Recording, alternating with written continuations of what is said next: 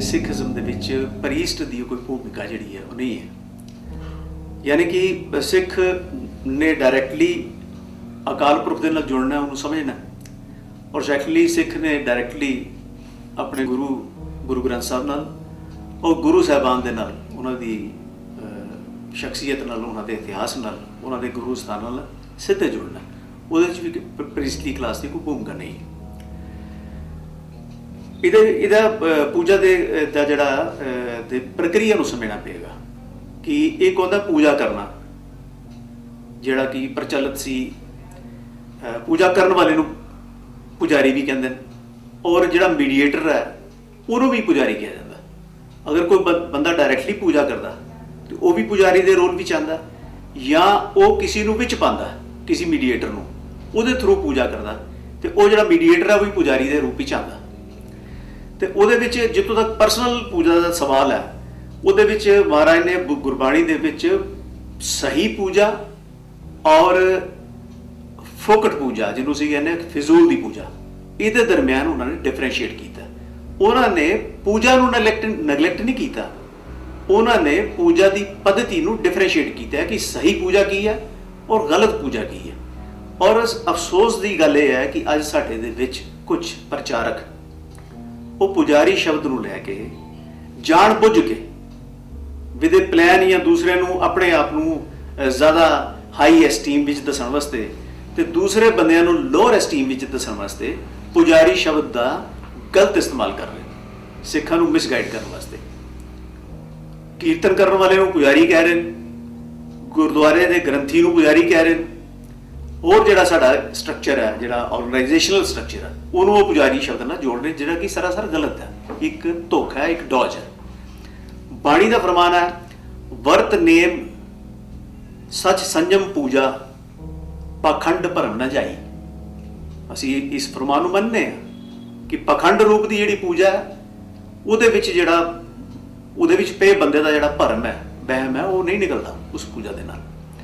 ਲੇਕਿਨ ਉਹਦੇ ਨਾਲ ਗੁਰੂ ਮਹਾਰਾਜ ਨੇ ਕਿਹਾ ਠਾਕੁਰ ਦਾ ਸੇਵਕ ਸਦਾ ਪੁਜਾਰੀ, ਕਿ ਜਿਹੜਾ ਉਸ ਅਕਾਲ ਪੁਰਖ ਨਾਲ ਜੁੜਿਆ ਬੰਦਾ ਉਹ ਹਮੇਸ਼ਾ ਉਸ ਦੀ ਪੂਜਾ ਦੇ ਵਿੱਚ ਰਹਿੰਦਾ। ਆਪਣੇ ਹਰ ਐਕਸ਼ਨ ਦੇ ਥਰੂ, ਆਪਣੀ ਹਰ ਵਿਚਾਰ ਦੇ ਥਰੂ, ਜਿਹੜਾ ਇਨ ਅਕੋਰਡੈਂਸ ਵਿਦ ਗੁਰੂ ਦੀ ਸਿੱਖਿਆ ਦੇ ਮੁਤਾਬਕ ਹੈ, ਜਿਹੜਾ ਇਨ ਅਕੋਰਡੈਂਸ ਵਿਦ ਇੱਕ ਵਿਜ਼ਡਮ ਹੈ, ਇਸ ਇੱਕ ਵਿਵੇਕ ਦੇ ਅਨੁਸਾਰ ਹੈ, ਜਿਹੜਾ ਕਿ ਗੁਰੂ ਗ੍ਰੰਥ ਸਾਹਿਬ ਨੇ ਸਾਨੂੰ ਦਿੱਤਾ, ਉਹਦੇ ਅਨੁਸਾਰ ਚੱਲਣ ਵਾਲਾ ਬੰਦਾ ਉਹ ਸਦਾ ਹੀ ਉਸ ਅਕਾਲ ਪੁਰਖ ਦਾ ਪੁਜਾਰੀ ਸਮਝਿਆ ਜਾਂਦਾ। ਇਹ ਗੁਰੂ ਮਹਾਰਾਜ ਦੀ ਬਾਣੀ ਦਾ, ਗੁਰੂ ਗ੍ਰੰਥ ਸਾਹਿਬ ਦੀ ਬਾਣੀ ਦਾ ਪ੍ਰਮਾਣ ਹੈ। ਗੁਰੂ ਸਾਹਿਬ ਨੇ ਕਿਹਾ ਪ੍ਰਭ ਨਾਨਕ ਚਰਨ ਪੁਜਾਰੀ ਆ, ਇਹ ਵੀ ਸ਼ਬਦ ਜਿਹੜਾ ਗੁਰੂ ਗ੍ਰੰਥ ਸਾਹਿਬ ਦਾ। ਔਰ ਅਗਰ ਦੂਸਰਾ ਅਸੀਂ ਪੱਖ ਦੇਖੀਏ ਕਿ ਜਿਹੜਾ ਅਗਿਆਨਤਾ ਵਸ਼ ਜਿਹੜੀ ਪੂਜਾ ਕੀਤੀ ਜਾਂਦੀ ਹੈ, ਜਿਹੜਾ ਕਿ ਫੋਕਟ ਕਰਮ ਜਿਹਨੂੰ ਅਸੀਂ ਕਹਿੰਦੇ ਹਾਂ ਪਖੰਡ ਰੂਪ ਵਿੱਚ, ਉਹਦੇ ਵਿੱਚ ਬਾਣੀ ਦਾ ਫਰਮਾਨ ਹੈ, ਗਿਆਨਹੀਨ ਅਗਿਆਨ ਪੂਜਾ ਅੰਧ ਵਰਤਾਰਾ ਪਾਉ ਦੂਜਾ। ਸੋ ਸਾਡਾ ਗੁਰਦੁਆਰੇ ਦਾ ਜਿਹੜਾ ਸਟਰਕਚਰ ਹੈ, ਉਹ ਸਾਡੀ ਇੱਕ ਆਰਗੇਨਾਈਜੇਸ਼ਨਲ ਢਾਂਚਾ, ਜਿੱਥੋਂ ਅਸੀਂ ਆਪ ਵੀ ਗੁਰੂ ਦੀ ਸਿੱਖਿਆ ਨੂੰ ਸਮਝਦੇ ਹਾਂ, ਔਰ ਫਿਰ ਉੱਥੋਂ ਜਿੱਥੇ ਅਸੀਂ ਆਪ ਸਮਝਦੇ ਹਾਂ, ਉਹਦੇ ਨਾਲ ਸਾਡੀ ਆਉਣ ਵਾਲੀ ਜਨਰੇਸ਼ਨ ਦੇ ਵਿੱਚ ਸਾਡਾ ਉਹ ਜਿਹੜਾ ਇਤਿਹਾਸ ਹੈ, ਸਾਡਾ ਜਿਹੜੀ ਸੰਸਕ੍ਰਿਤੀ ਹੈ, ਸਾਡੇ ਜਿਹੜੇ ਗੁਰਮਤ ਦੇ ਅਸੂਲ ਨੇ, ਸਾਡਾ ਗੁਰਮਤ ਦਾ ਜਿਹੜਾ ਇੱਕ ਗੁਰੂ ਸਾਹਿਬ ਨੇ ਸਾਨੂੰ ਜਿਹੜਾ ਸਟਰਕਚਰ ਦਿੱਤਾ ਹੈ ਜੀਵਨ ਦਾ, ਜੀਵਨ ਜਾਚ ਜਿਹੜੀ ਦਿੱਤੀ ਹੈ, ਉਹ ਸਾਡੀ ਜਨਰੇਸ਼ਨਸ ਟੂ ਜਨਰੇਸ਼ਨਸ ਟਰਾਂਸਫਾਰਮ ਹੁੰਦੀ ਹੈ। ਲੇਕਿਨ ਇਹ ਲੋਕ ਕੀ ਕਰ ਰਹੇ ਨੇ ਕਿ ਇਹ ਬਦਨਾਮ ਕੀਤਾ, ਕੀਰਤਨੀਆਂ ਨੂੰ ਬਦਨਾਮ ਕਰਤਾ, ਕਿਸੇ ਪ੍ਰਚਾਰਕ ਨੂੰ, ਇੱਕ ਪ੍ਰਚਾਰਕ ਨੇ ਬਦਨਾਮ ਕਰ ਦਿੱਤਾ ਬਿਨਾਂ ਸੋਚੇ ਕਿ ਮੈਂ ਤਾਂ ਖੁਦ ਵੀ ਪ੍ਰਚਾਰਕ ਹਾਂ। ਉਹ ਇੱਕ ਦਾਅਵਾ ਕਰ ਦਿੰਦਾ ਹੈ ਕਿ ਨਹੀਂ, ਉਹ ਪ੍ਰਚਾਰਕ ਪੁਜਾਰੀ ਹੈ ਤੇ ਮੈਂ ਪ੍ਰਚਾਰਕ ਬੜਾ ਸੱਚਾ ਤੇ ਸੁੱਚਾ ਵਾਂ।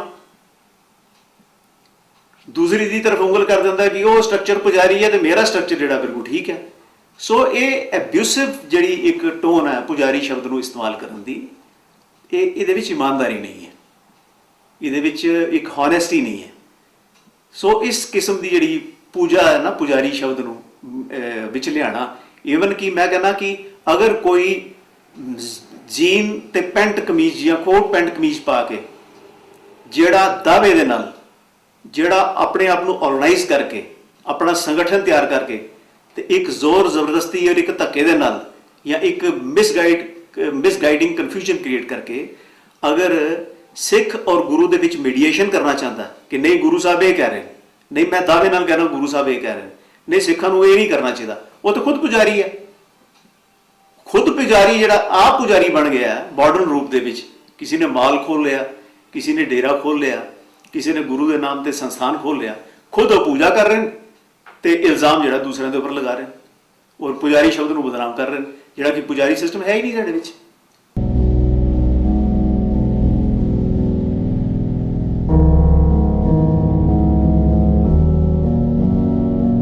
ਹਾਂ, ਇਹਦੇ ਵਿੱਚ ਇਹ ਬਹੁਤ ਹੀ important question, this is very important question ਔਰ ਇਹ ਨੁਕਤੇ ਨੂੰ ਜਦ ਤੱਕ ਅਸੀਂ ਸਮਝਦੇ ਨਹੀਂ ਅਸੀਂ ਬਹੁਤ ਵੱਡਾ ਇੱਕ ਧੋਖਾ ਖਾ ਸਕਦੇ ਹਾਂ ਔਰ ਖਾ ਵੀ ਰਹੇ ਹਾਂ। ਕੁਝ ਸੱਜਣ ਸਾਡੇ ਨੌਜਵਾਨ ਜਿਨ੍ਹਾਂ ਨੇ, ਮੈਂ ਨਹੀਂ ਕਹਿੰਦਾ ਉਹਨਾਂ ਦਾ ਕਸੂਰ ਹੈ, ਇਗਨੋਰੈਂਟ, ਉਹ ਜਿਹੜੀ ਪੜ੍ਹਨ ਦੀ, ਕਿਤਾਬਾਂ ਨੂੰ ਪੜ੍ਹਨ ਦੀ, ਪੁਸਤਕਾਂ ਨੂੰ ਪੜ੍ਹਨ ਦੀ ਜਿਹੜੀ ਪੱਧਤੀ ਸੀ ਉਹ ਹਟ ਗਈ ਹੈ।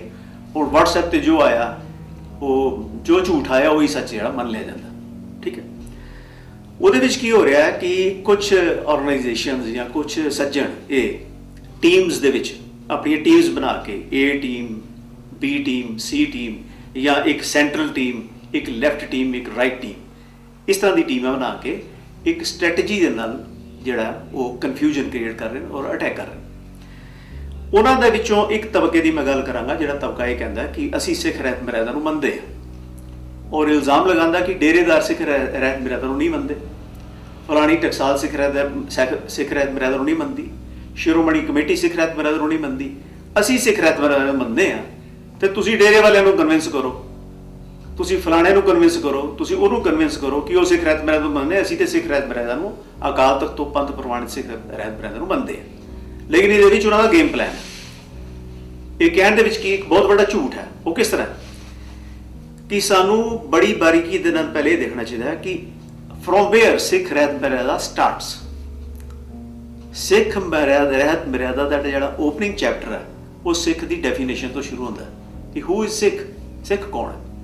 ਉਹਦੇ ਵਿੱਚ ਦੋ ਤਿੰਨ ਨੁਕਤੇ ਮੈਂ ਤੁਹਾਡੇ ਨਾਲ ਸਾਂਝੇ ਕਰਾਂਗਾ ਦਰਸ਼ਕਾਂ ਕਿ ਸਿੱਖ ਉਹ ਹੈ ਸਿੱਖ ਰਹਿਤ ਮਰਿਆਦਾ ਦੇ ਮੁਤਾਬਕ ਜਿਹੜਾ ਗੁਰੂ ਗ੍ਰੰਥ ਸਾਹਿਬ ਜੀ ਨੂੰ ਗੁਰੂ ਮੰਨਦਾ, ਉਹਨਾਂ ਤੇ ਨਿਸ਼ਚਾ ਰੱਖਦਾ, ਉਹਨਾਂ ਦੀ ਗੁਰਤਾ ਪਦਵੀ ਤੇ। ਸੈਕੰਡ, ਗੁਰੂ ਉਹ ਸਿੱਖ ਉਹ ਹੈ ਜਿਹੜਾ 10 ਗੁਰੂ ਸਾਹਿਬਾਨ ਤੇ ਦੀ ਗੁਰਤਾ ਪਦਵੀ ਦੇ ਉੱਪਰ ਨਿਸ਼ਚਾ ਰੱਖਦਾ, ਠੀਕ ਹੈ।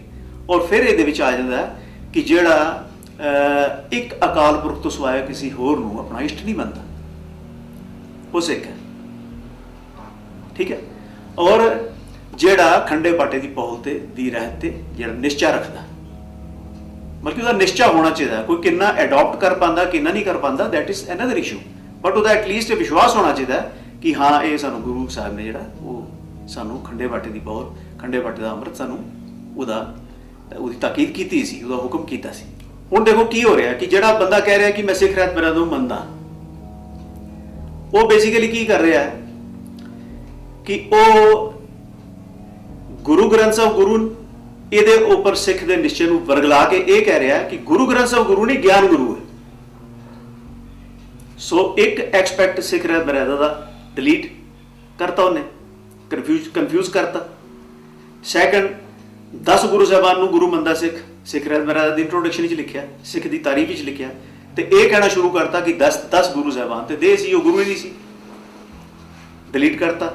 ਫਿਰ ਆ ਗਿਆ ਜਿਹੜਾ ਖੰਡੇ ਬਾਟੇ ਦੀ ਪਹੁਲ ਤੇ ਖੰਡੇ ਬਾਟੇ ਦੇ ਅੰਮ੍ਰਿਤ ਦੇ ਉੱਪਰ ਨਿਸ਼ਚਾ ਰੱਖਦਾ, ਤੇ ਇਹ ਕਹਿਣਾ ਸ਼ੁਰੂ ਕਰ ਦਿੱਤਾ ਕਿ ਬਈ ਇਹ ਤੇ ਉਹਦੇ ਬਾਰੇ ਕਨਫਿਊਜ਼ਨ ਖੜੇ ਕਰਨੇ ਸ਼ੁਰੂ ਕਰਤੇ ਬਈ ਇਹ ਤੇ ਇੱਕ ਦਿਨ ਦਾ ਉਹਨਾਂ ਦਾ ਇੱਕ ਦਿਨ ਦਾ ਸਾਰਾ ਡਰਾਮਾ ਸੀ, ਇੱਕ ਦਿਨ ਦਾ ਨਾਟਕ ਸੀ, ਉਸ ਤੋਂ ਬਾਅਦ ਤੇ ਗੁਰੂ ਸਾਹਿਬ ਚਾਹਦੇ ਹੀ ਨਹੀਂ ਸੀ ਇਹ।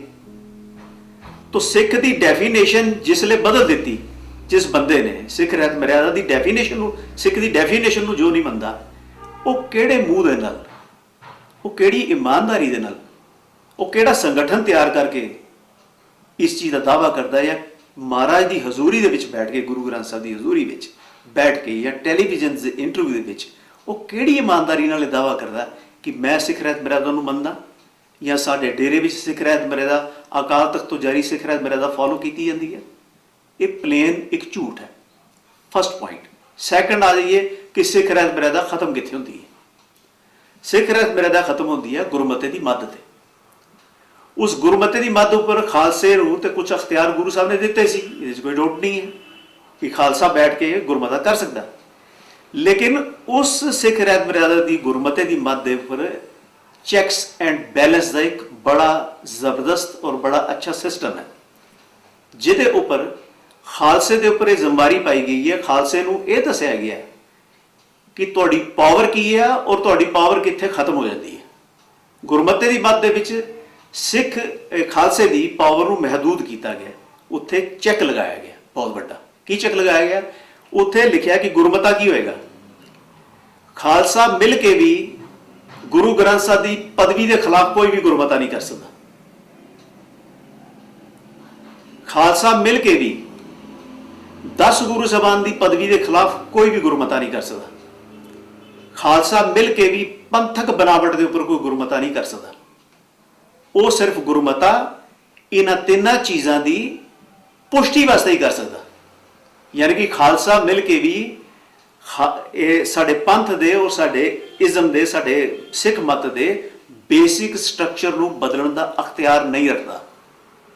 ਉਹ ਜਦੋਂ ਵੀ ਗੁਰਮਤਾ ਕਰੇਗਾ ਉਹ ਇਹਨਾਂ ਚੀਜ਼ਾਂ ਦੀ ਪੁਸ਼ਟੀ ਦੇ ਵਾਸਤੇ ਹੋਣਾ ਚਾਹੀਦਾ, ਇਹਨਾਂ ਚੀਜ਼ਾਂ ਦੇ ਕੰਟਰਾਸਟ ਵਿੱਚ ਨਹੀਂ ਹੋਣਾ ਚਾਹੀਦਾ। ਲੇਕਿਨ ਸਾਡੇ ਪ੍ਰਚਾਰਕ ਕੀ ਕਰ ਰਹੇ ਨੇ? ਸਾਡੇ ਪ੍ਰਚਾਰਕ ਸਟੇਜ ਤੇ ਬੈਠ ਕੇ ਗੁਰੂ ਗ੍ਰੰਥ ਸਾਹਿਬ ਦੀ ਹਜ਼ੂਰੀ ਵਿੱਚ ਬੈਠ ਕੇ ਇਹ ਮਤਾ ਪਾਸ ਕਰ ਰਹੇ ਨੇ, ਇਹ ਪ੍ਰਚਾਰ ਕਰ ਰਹੇ ਨੇ ਕਿ ਗੁਰੂ ਗ੍ਰੰਥ ਸਾਹਿਬ ਤੇ ਜਿਹੜੀ ਹੈ। ਗੁਰੂ ਗ੍ਰੰਥ ਸਾਹਿਬ ਦੇ ਗੁਰੂ ਹੀ ਨਹੀਂ ਹੈ, ਗੁਰੂ ਦੇ ਗਿਆਨ ਹੈ। ਗਿਆਨ ਕਿਹੜਾ ਗੁਰੂ ਹੈ? ਜਿਹੜਾ ਮੈਂ ਦੇ ਰਿਹਾ, ਜਿਹੜਾ ਮੈਂ ਦੇ ਰਿਹਾ ਉਹ ਗਿਆਨ ਗੁਰੂ ਹੈ, ਗੁਰੂ ਗ੍ਰੰਥ ਸਾਹਿਬ ਗੁਰੂ ਨਹੀਂ ਹੈ। ਇਹ ਮਤਾ ਪਾਸ ਕਰ ਰਹੇ ਨੇ ਆਪਣੇ ਡਰਾਇੰਗ ਰੂਮਸ ਦੀ ਮੀਟਿੰਗਸ ਦੇ ਵਿੱਚ ਬੈਠ ਕੇ ਕਿ ਜੀ ਗੁਰੂ ਸਾਹਿਬਾਨ ਗੁਰੂ ਨਹੀਂ ਸੀ। ਇਹ ਮਤਾ ਪਾਸ ਕਰ ਰਹੇ ਨੇ ਕਿ ਖੰਡੇ ਬਾਟੇ ਦੀ ਜਿਹੜੀ ਖੰਡੇ ਬਾਟੇ ਦਾ ਜਿਹੜਾ ਅੰਮ੍ਰਿਤ ਹੈ ਉਹਦੇ ਕੰਟਰੇਰੀ ਗੁਰਮਤੇ ਪਾਸ ਕਰ ਰਹੇ ਨੇ, ਉਹਦੇ ਕੰਟਰੇਰੀ ਯਾਨੀ ਕਿ ਆਪਣੇ ਮਤੇ ਪਗਾ ਰਹੇ ਨੇ। ਬਈ ਇਹਨਾਂ ਨੂੰ ਜ਼ਰਾ ਵੀ ਪੰਥ ਦਾ ਦਰਦ, ਅਗਰ ਇਹ ਆਪਣੇ ਆਪ ਨੂੰ ਗੁਰੂ ਦੇ ਸਿੱਖ ਕਹਿੰਦੇ ਨੇ ਤੇ ਦੇ ਆਰ ਆਨਸਰੇਬਲ। ਉਹਨਾਂ ਨੂੰ ਜਵਾਬ ਦੇਣਾ ਚਾਹੀਦਾ ਕਿ ਜਿਸ ਚੀਜ਼ ਦੇ ਵਿਰੋਧ ਦੇ ਵਿੱਚ ਸਾਰਾ ਖਾਲਸਾ ਪੰਥ ਵੀ ਮਿਲ ਕੇ ਫੈਸਲਾ ਨਹੀਂ ਕਰ ਸਕਦਾ, who are you to go against that. ਕੱਲ ਨੂੰ ਤੁਸੀਂ ਉੱਠ ਕੇ ਕਹੋਗੇ ਜੀ ਗੁਰੂ ਗ੍ਰੰਥ ਸਾਹਿਬ ਗੁਰੂ ਨਹੀਂ ਹੈ, ਅਸੀਂ ਮਤਾ ਪਾਸ ਕਰ ਰਹੇ ਹਾਂ। ਕੱਲ ਨੂੰ ਤੁਸੀਂ ਕਹੋਗੇ ਕਿ ਗੁਰੂ ਸਾਹਿਬਾਨ ਸਾਡੇ 10 ਨਹੀਂ 9 ਹੋਏ ਨੇ। ਕੱਲ ਨੂੰ ਤੁਸੀਂ ਕਹੋਗੇ 10 ਨਹੀਂ ਹੋਏ ਜੀ 12 ਹੋਏ ਨੇ। ਤਾਂ ਇਹ ਪ੍ਰੈਰੋਗੇਟਿਵ ਖਾਲਸੇ ਦਾ ਨਹੀਂ ਹੈ, ਜਿਹੜਾ ਪ੍ਰੈਰੋਗੇਟਿਵ ਇਹਨਾਂ ਕੁਝ ਚੰਦ ਬੰਦਿਆਂ ਨੇ ਆਪਣੇ ਹੱਥ ਵਿੱਚ ਲੈ ਕੇ ਉਹ ਚੌਧਰੀ ਬਣਾ ਲਿਆ ਆਪਣੇ ਆਪ ਨੂੰ ਸਾਰੇ ਪੰਥ ਦਾ। ਉਹਦੇ ਉੱਪਰ ਉਹਦਾ ਨੇਤਰਤਵ ਜਿਹੜਾ ਉਹਨੂੰ ਯਰਗਮਾਲ ਕਰ ਰਿਹਾ, ਉਹਨੂੰ ਹਾਈਜੈਕ ਕਰਨ ਦੀ ਕੋਸ਼ਿਸ਼ ਕਰ ਰਿਹਾ। ਸੋ ਇਹ ਹੈ ਕਿ ਸਾਨੂੰ ਸਭ ਤੋਂ ਪਹਿਲਾਂ ਇਹੋ ਜਿਹੇ ਪੁਜਾਰੀਆਂ ਤੋਂ ਬਚਣਾ ਪੈਣਾ।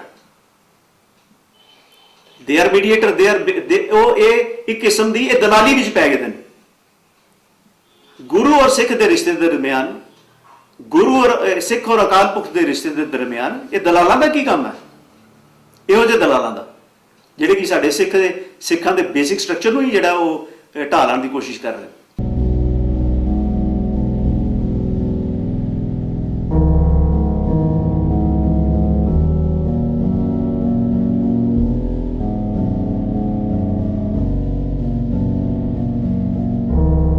ਇਹ ਸਵਾਲ ਵੀ ਤੁਹਾਡਾ ਬੜਾ ਇੰਪੋਰਟੈਂਟ ਹੈ ਕਿ ਜਿਹੜੀ ਸਿੱਖੀਜ਼ਮ ਦੀ ਜਿਹੜਾ ਨੇਤਰਤਵ ਹੈ, ਜਿਹੜੀ ਉਹਦੀ ਲੀਡਰਸ਼ਿਪ ਹੈ, ਉਹ ਗੁਰੂ ਗ੍ਰੰਥ ਸਾਹਿਬ ਜੀ ਦੇ ਹੱਥ ਵਿੱਚ ਹੈ।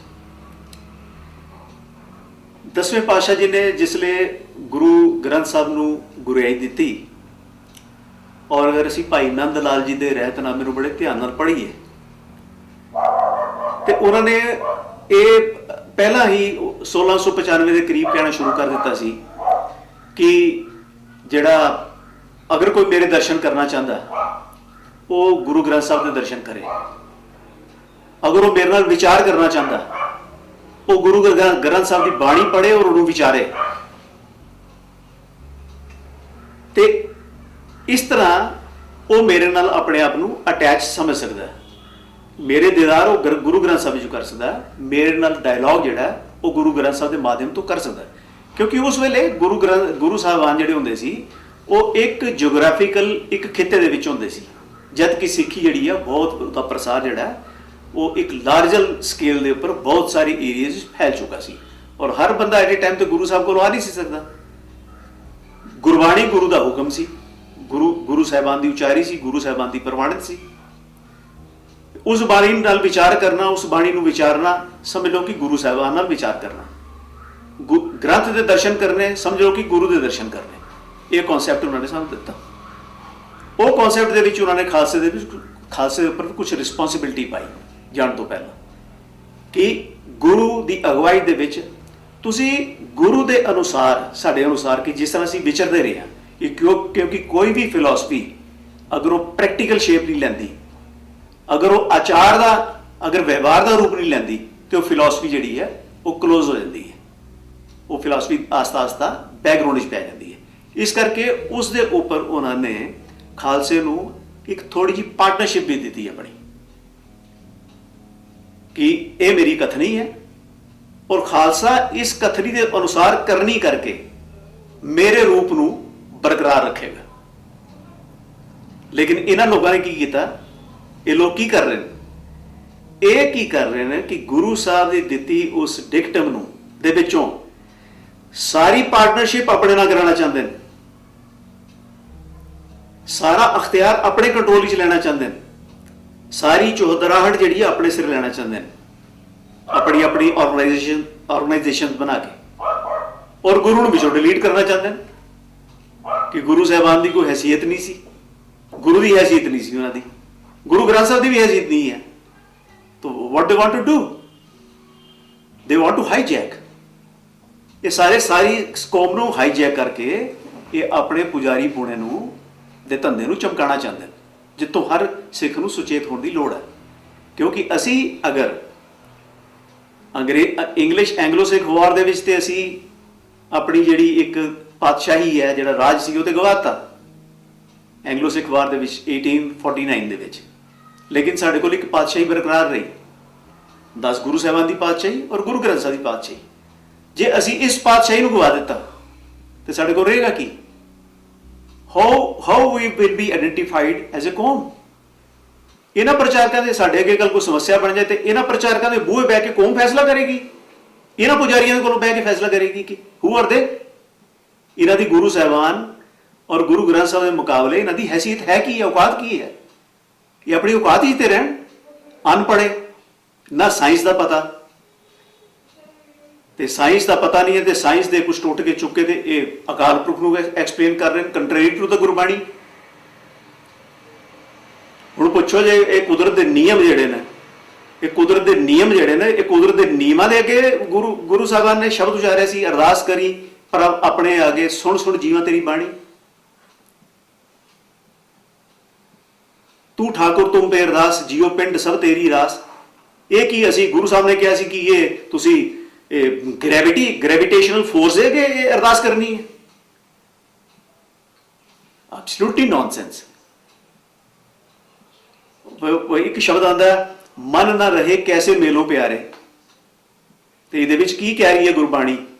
ਕਿ ਮੈਂ ਗ੍ਰੈਵਿਟੀ ਨਾਲ ਮਿਲਣਾ, ਮੈਂ ਇਲੈਕਟ੍ਰੋਮੈਗਨੈਟਿਕ ਫੋਰਸ ਨਾਲ ਮਿਲਣਾ, ਮੈਂ ਵੀਕ ਨਿਊਕਲੀਅਰ ਫੋਰਸ ਨਾਲ ਮਿਲਣਾ, ਮੈਂ ਸਟਰੋਂਗ ਨਿਊਕਲੀਅਰ ਫੋਰਸ ਨਾਲ ਮਿਲਣਾ, ਅਸੀਂ ਉਹਦੇ ਅਰਦਾਸ ਕਰਨੀ ਹੈ।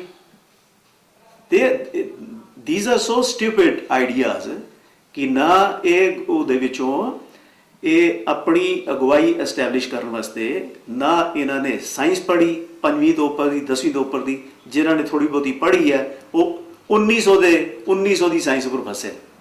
ਜਿਹੜੀ 1900 ਦੀ ਸਾਇੰਸ ਸੀ, ਹੁਣ ਉਹਦਾ ਸਟਰਕਚਰ ਕਿੱਥੇ ਪਹੁੰਚਿਆ, ਕਿਹੜੇ ਸਾਇੰਟੀਫਿਕ ਕੁਐਸਚਨ ਸਾਡੇ ਸਾਹਮਣੇ ਆਏ, ਸਾਇੰਟਿਸਟਾਂ ਦੇ ਸਾਹਮਣੇ, ਜਿਹਨੂੰ ਸਾਇੰਸ ਵੀ ਸੋਲਵ ਨਹੀਂ ਕਰ ਪਾਈ, ਤੇ ਇਹ ਘਰ ਬੈਠੇ ਉਸ ਸਾਇੰਸ ਦੇ ਉੱਪਰ ਪਰਮਾਤਮਾ ਨੂੰ ਸੋਲਵ ਕਰ ਲੈ।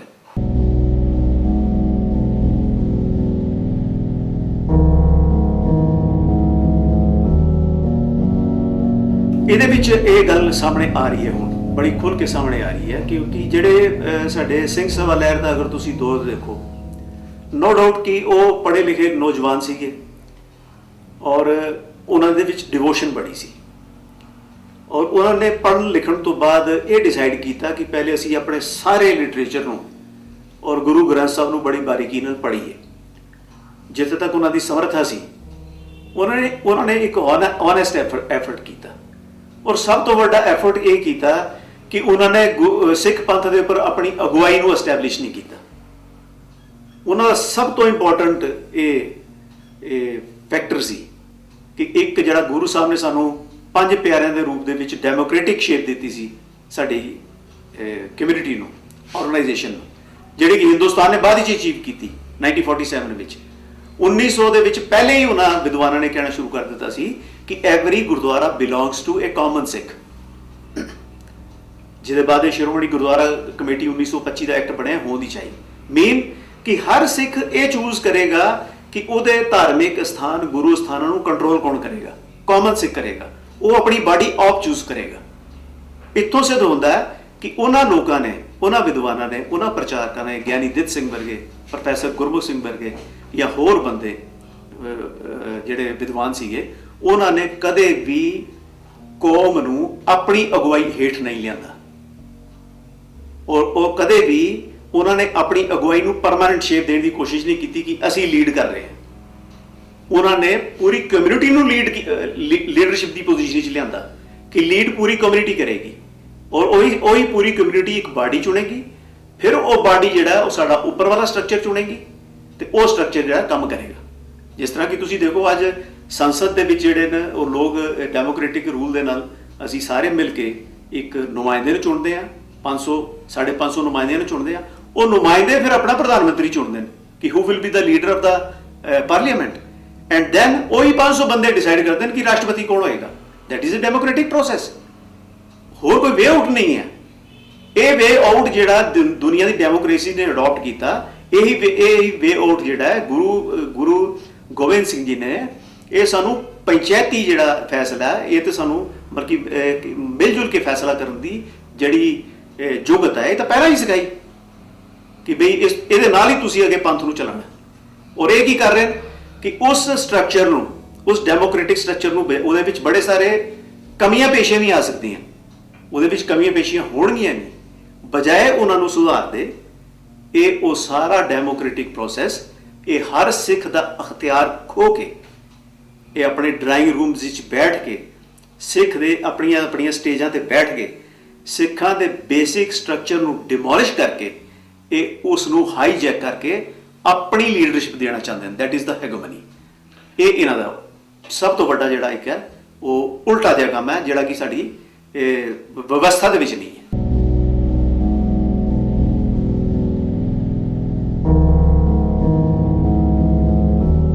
ਦੇਖੋ ਇਹ ਜਿਹੜੀ ਗੱਲ ਹੈ ਨਾ, ਅਗਰ ਇਹਦਾ ਹਿਸਟੋਰੀਕਲ ਪਰਸਪੈਕਟਿਵ ਦੇਖੀਏ ਤੇ there were lot of forces right from ਦੀ ਟਾਈਮ ਆਫ ਗੁਰੂ ਸਾਹਿਬਾਨ, ਜਿਹੜੇ ਗੁਰੂ ਸਾਹਿਬਾਨ ਨੂੰ ਹਟਾਉਣਾ ਚਾਹੁੰਦੇ ਸੀ, ਇਹ ਸੋਚ ਕੇ ਕਿ ਗੁਰੂ ਸਾਹਿਬਾਨ ਹਟਣਗੇ ਤੇ ਸਿੱਖ ਜਿਹੜੇ ਨੇ ਐਜ਼ ਏ ਆਰਗੇਨਾਈਜੇਸ਼ਨ ਖੁਦ ਹੀ ਗਾਇਬ ਹੋ ਜਾਣਗੇ। ਪੰਚਮ ਪਾਤਸ਼ਾਹ ਜੀ ਦੀ ਸ਼ਹੀਦੀ ਜਿਹੜੀ ਹੈ ਉਹ ਇਹਦੀ ਇੱਕ ਐਗਜ਼ਾਮਪਲ ਹੈ ਕਿ ਐਡਮਿਨਿਸਟ੍ਰੇਸ਼ਨ ਨੇ ਚਾਹਿਆ ਕਿ ਗੁਰੂ ਸਾਹਿਬਾਨ ਨੂੰ ਹਟਾ ਦਿਓ ਤੇ ਆਪ ਹੀ ਖਤਮ ਹੋ ਜਾਣਗੇ, ਬਟ ਨਹੀਂ, ਉਹ ਚੀਜ਼ ਕਾਮਯਾਬ ਨਹੀਂ ਹੋਈ। ਫਿਰ ਨਵੇਂ ਗੁਰੂ ਜੀ ਦੇ ਪਾਤਸ਼ਾਹ ਦੇ ਇਹ ਚੀਜ਼ ਅਟੈਂਪਟ ਕੀਤੀ ਗਈ ਕਿ ਉਹਨਾਂ ਨੂੰ ਡਿਮੋਲਿਸ਼ ਕਰ ਦਿਓ, ਖਤਮ ਕਰ ਦਿਓ, ਜੇ ਉਹ ਖਤਮ ਹੋ ਜਾਣਗੇ ਤੇ ਸਿੱਖ ਖਤਮ ਹੋ ਜਾਣਗੇ। ਉਹ ਉੱਥੇ ਵੀ ਜਿਹੜੀ ਹੈ ਉਹ ਟੈਕਨੀਕ ਉਹਨਾਂ ਦੀ ਉਹ ਜੁਗਤ ਨਹੀਂ ਚੱਲੀ। ਉਹਦੇ ਬਾਅਦ ਗੁਰੂ ਗੋਬਿੰਦ ਸਿੰਘ ਜੀ ਜਿਹੜਾ ਉਹ ਗੁਰੂ ਗੋਬਿੰਦ ਸਿੰਘ ਜੀ ਨੇ ਕਿੰਨੀਆਂ ਵਾਰਸ ਗਈਆਂ, ਉਹਨਾਂ ਦਾ ਵੀ ਮੋਟਿਵ ਐਡਮਿਨਿਸਟ੍ਰੇਸ਼ਨ ਦਾ ਇਹ ਸੀ ਕਿ ਬਈ ਇਹਨਾਂ ਨੂੰ ਜਿਹੜਾ ਉਹ ਖਤਮ ਕੀਤਾ ਜਾਏ, ਇਹਨਾਂ ਨੂੰ ਸਿੱਖਾਂ ਦੇ ਵਿੱਚ ਜਿਹੜਾ ਜਾਂ ਇਸਲਾਮ ਦੇ ਵਿੱਚ ਇਹਨਾਂ ਦੇ ਬੱਚਿਆਂ ਨੂੰ ਲਿਆ ਕੇ ਤੇ ਇਹਨਾਂ ਨੂੰ ਸਿੱਖੀ ਤੋਂ ਤੋੜ ਕੇ, ਇਹਨਾਂ ਨੂੰ ਜਿਹੜੀ 5 ਕਕਾਰਾਂ ਦੀ ਰਹਿਤ ਸੀ ਉੱਥੋਂ ਤੋੜ ਕੇ ਇਹਨਾਂ ਨੂੰ ਆਈਡੀਓਲੋਜੀਕਲ ਖਤਮ ਕੀਤਾ ਜਾਏ। ਲੇਕਿਨ ਉਹ ਬੱਚੇ ਜਿਹੜੇ 4-4 ਸਾਲ ਦੇ ਜਿਹੜੇ ਮਤਲਬ ਕਿ ਛੋਟੀ ਉਮਰ ਦੇ ਬੱਚੇ, 8-8, 9-9 ਸਾਲ ਦੇ ਬੱਚੇ, ਉਹਨਾਂ ਨੇ ਵੀ ਉਹਨਾਂ ਦੀ ਇਸ ਸਕੀਮ ਨੂੰ ਕਾਮਯਾਬ ਨਹੀਂ ਹੋਣ ਦਿੱਤਾ। ਇਹ ਪਾਰਟ ਸੀ ਉਹਨਾਂ ਦਾ ਜਿਹੜੇ ਨਾਨ ਸਿੱਖਾਂ ਨੇ ਕੀਤਾ। ਫਿਰ ਉਸ ਤੋਂ ਬਾਅਦ ਜਿਹੜੇ ਮਿਸਲ ਪੀਰੀਅਡ ਆਇਆ ਤੇ ਲਖਪਤ ਰਾਏ ਨੇ ਐਡਮਿਨਿਸਟ੍ਰੇਸ਼ਨ ਨੇ ਬੜੀ ਕੋਸ਼ਿਸ਼ ਕੀਤੀ ਕਿ ਬਈ ਇਹਨਾਂ ਨੂੰ ਗੁਰੂਆਂ ਦੇ ਨਾਲੋਂ ਤੋੜਿਆ ਜਾਏ।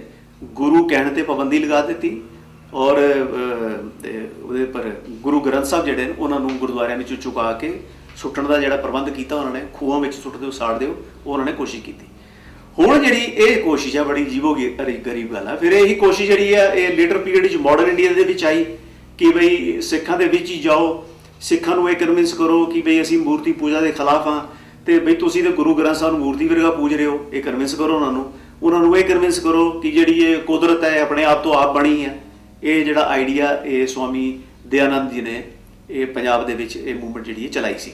ਲੇਕਿਨ ਗਿਆਨੀ ਦਿੱਤ ਸਿੰਘ ਜੀ ਨੇ ਜਿਹੜੇ ਦੇਖਿਆ, ਉਹਨਾਂ ਨੇ ਇਹ ਵੀ ਸਵਾਮੀ ਦਇਆਨੰਦ ਨੇ ਇੱਥੋਂ ਤੱਕ ਕਹਿ ਦਿੱਤਾ ਕਿ ਗੁਰੂ ਸਾਹਿਬਾਨ ਭੁੱਲਣਹਾਰ ਸਨ। ਹੁਣ ਗੱਲ ਇਹ ਹੈ ਕਿ ਉਹੀ ਸਾਰੀਆਂ ਚੀਜ਼ਾਂ, ਉਹੀ ਜੋ ਚੀਜ਼ਾਂ ਜਿਹੜੀਆਂ ਅਟੈਂਪਟਸ ਕੀਤੀਆਂ ਗਈਆਂ, ਉਹੀ ਅਟੈਂਪਟਸ ਕੁਝ ਆ ਕੇ ਸਾਡੇ ਆਪਣੇ ਲੋਕਾਂ ਨੇ ਅਡਾਪਟ ਕਰ ਲਈਆਂ।